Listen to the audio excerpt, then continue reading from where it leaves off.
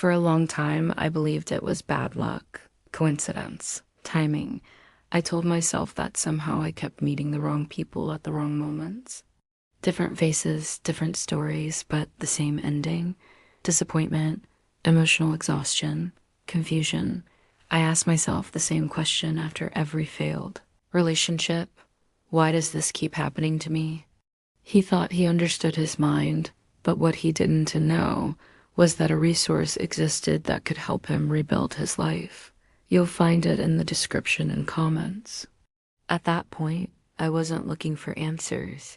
I was looking for relief. And relief is dangerous when it replaces self-awareness. At first, everything always felt intense. Fast connections, deep conversations, that feeling of being seen, understood, chosen. But intensity is not intimacy, and I learned that the hard way. The people I attracted often carried chaos disguised as passion, emotional unavailability masked as mystery, control hidden behind charm. And somehow I felt familiar in that environment. That should have scared me, but it didn't. It felt like home. Why does dysfunction sometimes feel comfortable? Why do calm and consistency feel boring when you've grown up around instability? The pattern revealed itself slowly. I was drawn to people who needed fixing, saving, understanding. People who mirrored my own unresolved wounds. I confused empathy with responsibility and love with endurance. I ignored red flags and called them challenges. I tolerated emotional inconsistency because it matched the rhythm of my inner world. Trauma has a way of shaping attraction. It trains us to recognize what we already know, even if it hurts. And without realizing it, I kept choosing partners who confirmed my deepest fears about love. The conflict grew inside me long before it showed up in my relationships. Anxiety became constant. I overanalyzed messages, moods, silences. I felt responsible for other people's emotions while neglecting my own. Each relationship chipped away at my self-worth, reinforcing the belief that love must be earned through effort and sacrifice. I wasn't just attracting the wrong people. I was abandoning myself in the process. How many times can you repeat the same story before you realize you were part of the script? The breaking point came when I noticed something unsettling. The common denominator wasn't them. That was me. That realization was brutal. It shattered the comfort of victimhood and forced me to look inward. Why did I feel drawn to emotional unavailability? Why did I equate unpredictability with excitement? Why did stability feel unfamiliar? The answers led me back to my past, to early experiences where love was inconsistent, conditional, or emotionally unsafe.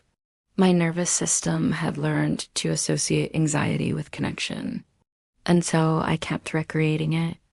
That realization hurt, but it also gave me power. If patterns are learned, they can be unlearned. I began questioning my attraction instead of blindly following it. I learned that chemistry without safety is not destiny. That butterflies can be warning signs when your body is mistaking stress for desire. I started redefining what felt attractive, choosing emotional availability over intensity, consistency over chaos.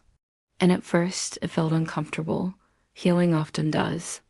Rebuilding meant doing the inner work I had avoided for years.